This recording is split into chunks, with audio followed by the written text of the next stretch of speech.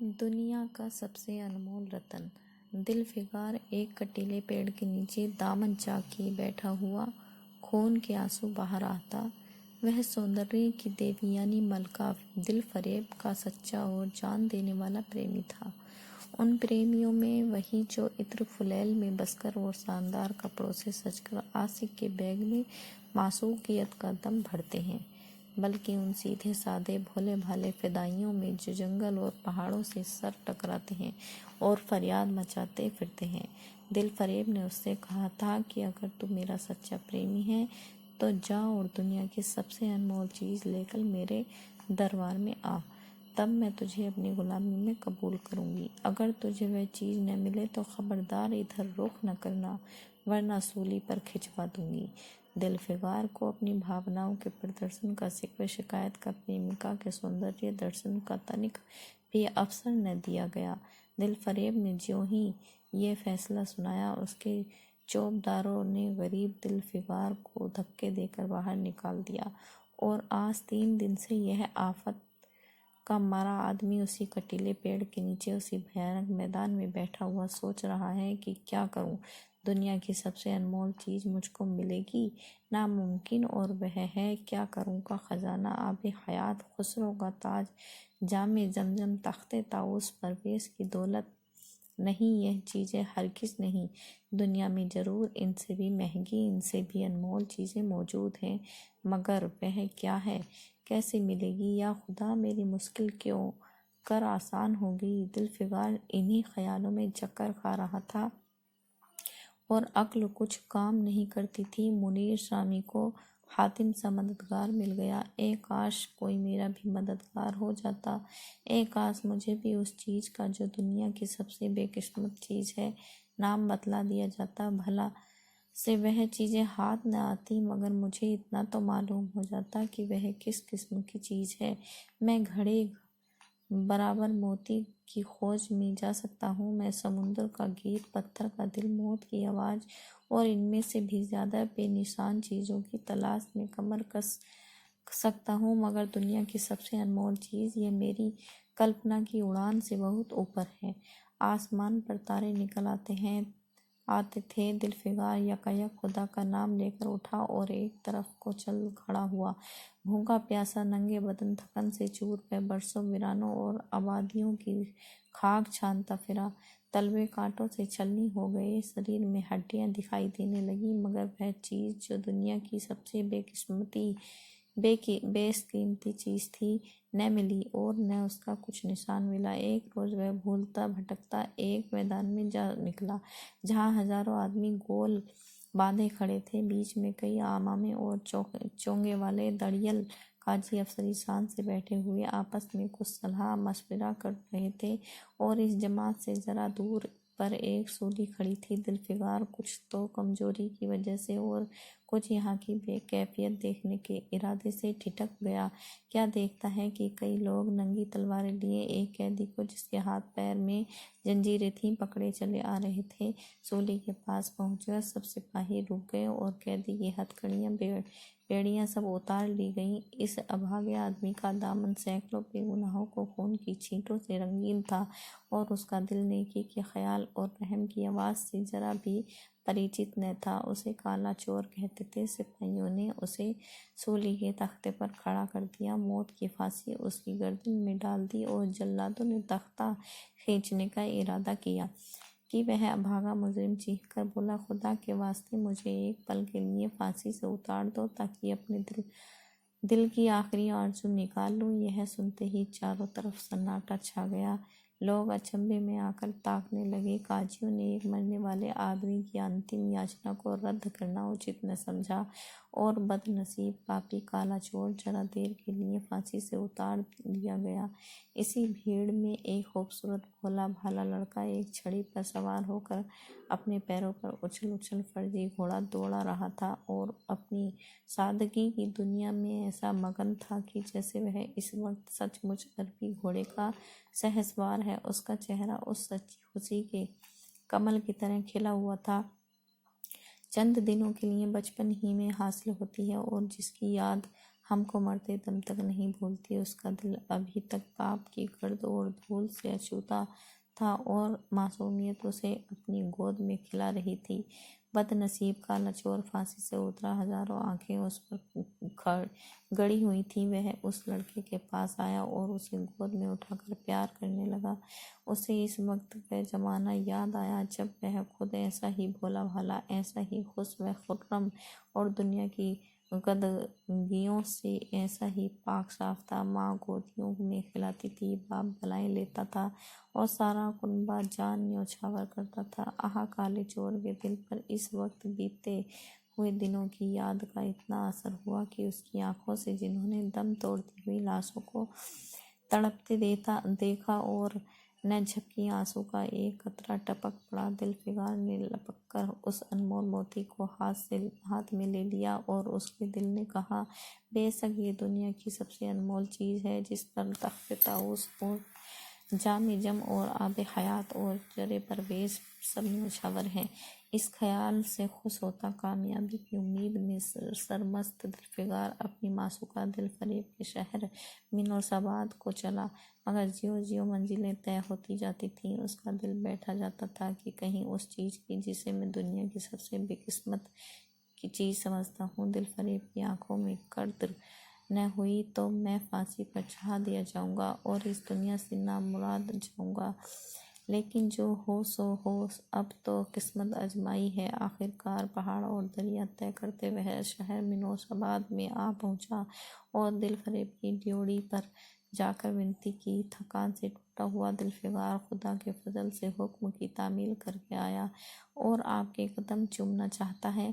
दिलफरेब ने फौरन अपने सामने बुला भेजा और एक सुनहरे पर्दे की ओर से फरमाइश की कि वह अनमोल चीज़ पेश करो। दिलफिकार ने आशा और भय की एक विचित्र मन स्थिति में वह बूंद पेश की और उसकी सारी बेकैफियत बहुत पुरअसर लफ्जों में बयान की। दिलफरेब ने पूरी कहानी बहुत गौर से सुनी और वह भेंट हाथ में लेकर जरा देर तक गौर करने के बाद बोली, दिलफिकार, बेशक तूने दुनिया की एक बेकिस्मत चीज़ ढूंढ निकाली। तेरी हिम्मत और तेरी सूझबूझ की दाद देती हूँ, मगर यह दुनिया की सबसे बेकिस्मती चीज़ नहीं। इसलिए तू यहाँ से जा और फिर कोशिश कर, शायद अब की तेरे हाथ वह मोती लगे और तेरी किस्मत में मेरी गुलामी लिखी हो। जैसा कि मैंने पहले ही बतला दिया था, मैं तुझे फांसी पर चढ़वा सकती हूँ, मगर मैं तेरी जो बख्शी करती हूँ इसलिए कि तुझ में वह गुण मौजूद हैं जो मैं अपने प्रेमी में देखना चाहती हूँ और मुझे यकीन है कि तू ज़रूर कभी न कभी कामयाब होगा।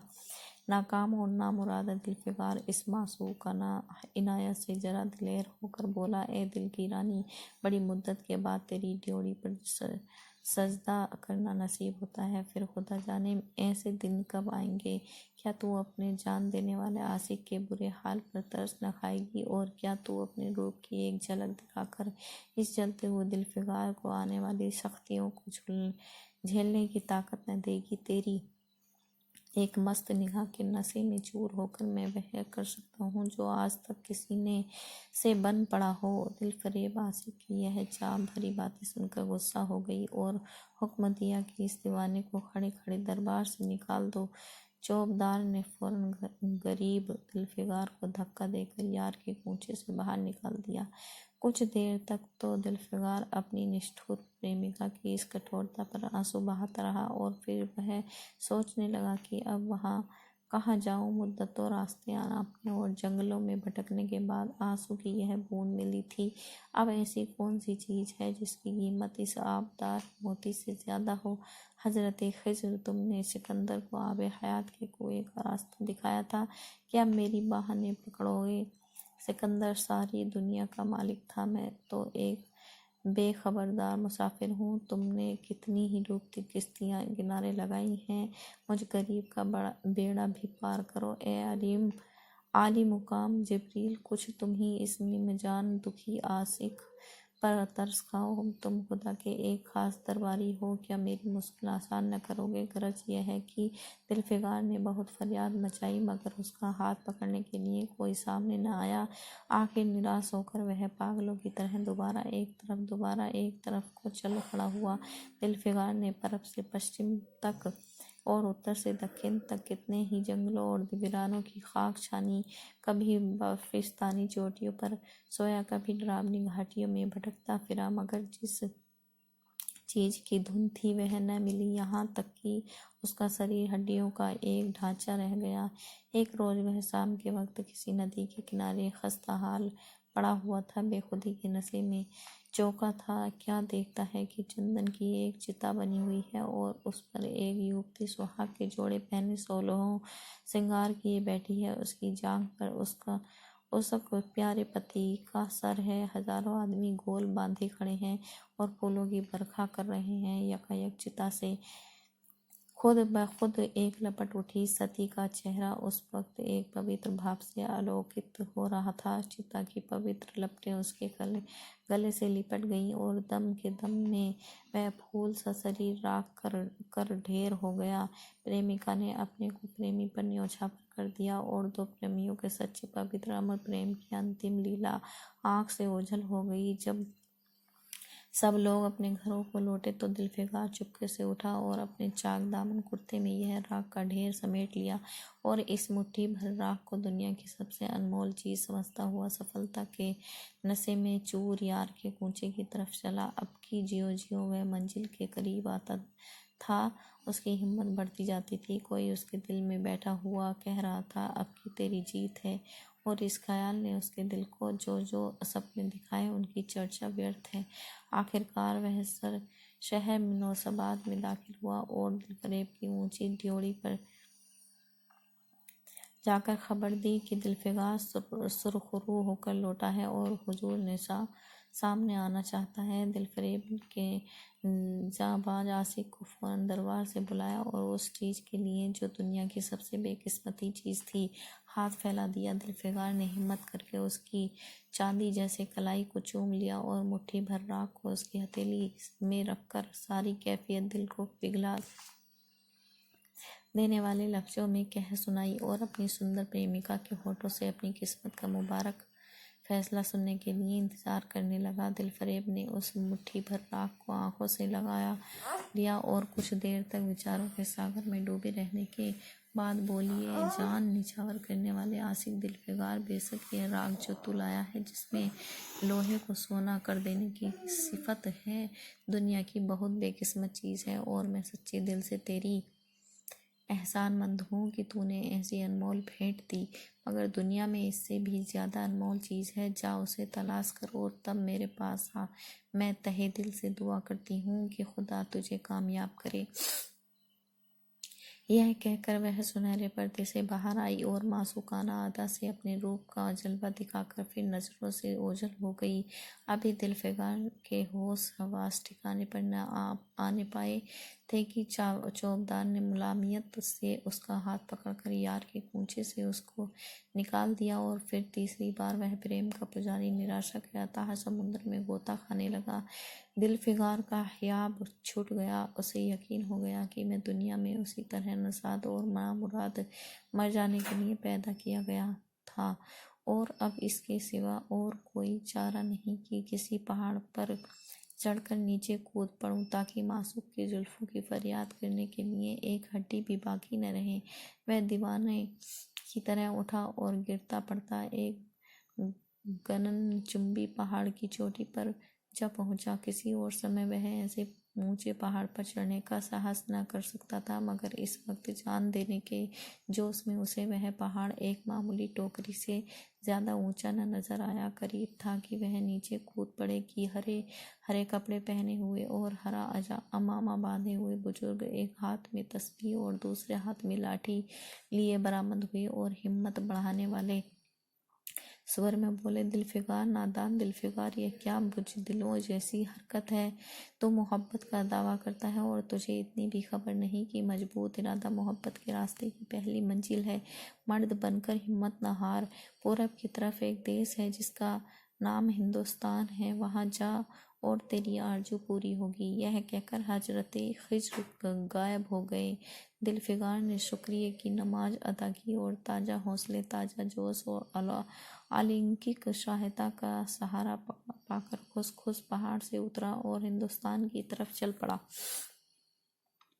मुद्दतों तक कांटों से भरे हुए जंगलों, आग बरसाने वाले रेगिस्तान, कठिन घाटियों और अभेद्य पर्वतों को तय करने के बाद दिलफिगार हिंद की पाक सरजमीन में दाखिल हुआ और एक ठंडे पानी के सोते में सफ़र की तकलीफें धोकर थकान के मारे नदी के किनारे लेट गया। शाम होते होते बहुत एक चटियल मैदान में पहुंचा, जहां बेशुमार अधमरी और बेजान लाशें बिना कफन के पड़ी हुई थीं। चील और कौए और वहशी दरिंदे बड़े भरे पड़े थे और सारा मैदान खून से लाल हो रहा था। यह डरावना दृश्य देखते ही दिलफिगार का जी दहल गया। या खुदा, किस मुसीबत में जान फंसी! मरने वालों को कराहना, सिसकना और एड़ियां रगड़कर जान देना, दरिंदों का हड्डियों को नोचना और गोश्त के लथेड़ों को लेकर भागना, ऐसा हौलनाक सीन दिलफिगार ने कभी न देखा था।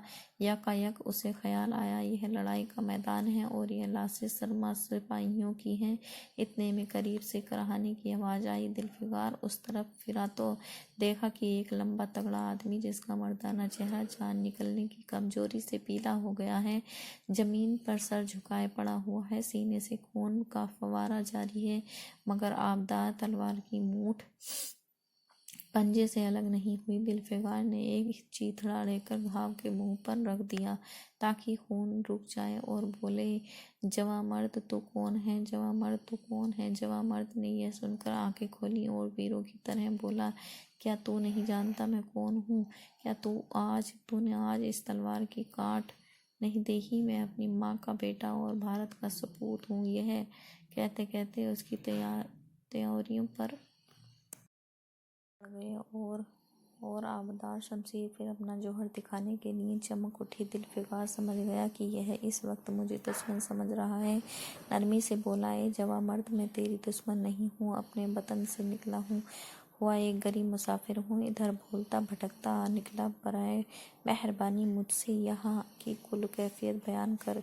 यह सुनते ही घायल सिपाही बहुत मीठे स्वर में बोला, अगर तू मुसाफिर है तो आ और मेरे खून से तर पहलू में बैठ जा, क्योंकि यही 2 अंगुल जमीन है जो मेरे पास बाकी रह गई है और जो सिवाय मौत के कोई नहीं छीन सकता। अफसोस है कि तू यहाँ ऐसे वक्त में आया जब तेरा आतिथ्य सत्कार करने के योग्य नहीं। हमारे बाप दादा का देश आज हमारे हाथ से निकल गया और इस वक्त हम बेवतन हैं, मगर पहलू बदलकर हमने हमलावर दुश्मन की बता दिया। और जो लाशें तू देख रहा है, यह उन लोगों की हैं जो इस तलवार के घाट उतरे हैं। मुस्कुराकर और गो कि मैं बेवतन हूँ, मगर गनीमत की इस दुश्मन की जमीन पर नहीं मर रहा हूँ। सीने के ख्वाब से चीथड़ा निकालकर, क्यों तूने यह मरहम रख दिया? खून निकालने दे। इस रोकने से क्या फ़ायदा? क्या मैं अपने ही देश में गुलामी करने के लिए जिंदा रहूं? नहीं, ऐसी जिंदगी से मर जाना अच्छा, इससे अच्छी मौत मुमकिन नहीं। जवां मर्द की आवाज़ मध्यम हो गई, अंग ढीले पड़ गए। खून इतना ज्यादा बहा कि खुद ब खुद बंद हो गया। रह रहकर एकाध बूंद टपक पड़ा था। आखिरकार सारा शरीर बेदम हो गया, दिल की हरकत बंद हो गई और आंखें मुंद गईं। दिलफिगार ने समझा, अब काम तमाम हो गया कि मरने वाले ने धीमे से कहा, भारत माता की जय, और उनके सीने से खून का आखिरी कतरा निकल पड़ा। एक सच्चे देश प्रेमी और देशभक्त ने देशभक्ति का हक अदा कर दिया। दिलफिगार पर इस दृश्य का बहुत गहरा असर पड़ा और उसके दिल ने कहा, बेशक दुनिया में खून के इस कतरे से ज़्यादा अनमोल चीज़ कोई नहीं हो सकती। उसने फौरन खून की बूंद को, जिसके आगे यमन का लाल हैच भी है, हाथ में ले लिया और इस दिलेर राजपूत की बहादुरी पर हैरत करता हुआ अपने वतन की तरफ रवाना हुआ और सख्तियां झेलता हुआ आखिरकार बहुत दिनों के बाद रूप की रानी मलका दिलफरेब की ड्योढ़ी पर जा पहुंचा और पैगाम दिया कि दिलफिगार सुरखरू और कामयाब होकर लौटा है और दरबार में हाजिर होना चाहता है। दिलफरेब ने उसे फौरन हाजिर होने का हुक्म दिया।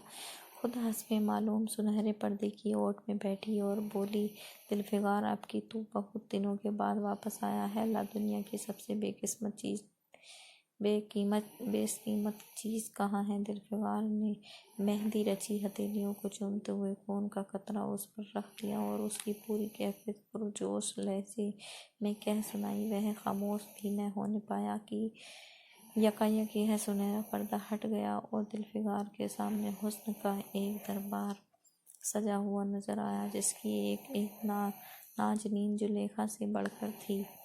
दिलफरेब बड़ी शान के साथ सुनहरी मसनद पर सुघोषित हो कर रही थी। दिलफिकार हुस्न का यह तस्लीम देखकर अचंभे में पड़ गया और चित्रलिखित सा खड़ा रहा कि दिलफरेब मसनद से उठी और कई कदम आगे बढ़कर उससे लिपट गई।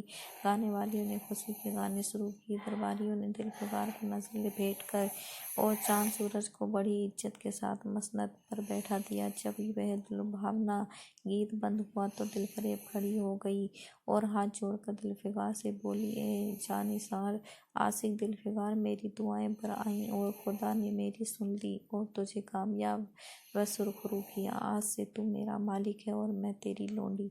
यह कहकर उसने एक रत्न जटित मनूषा मंगाई और उसमें से एक तख्ती निकाली, जिस पर सुनहरे अक्षरों से लिखा हुआ था, खून का वह आखिरी कतरा जो वतन की हिफाजत में गिरे दुनिया की सबसे अनमोल चीज है।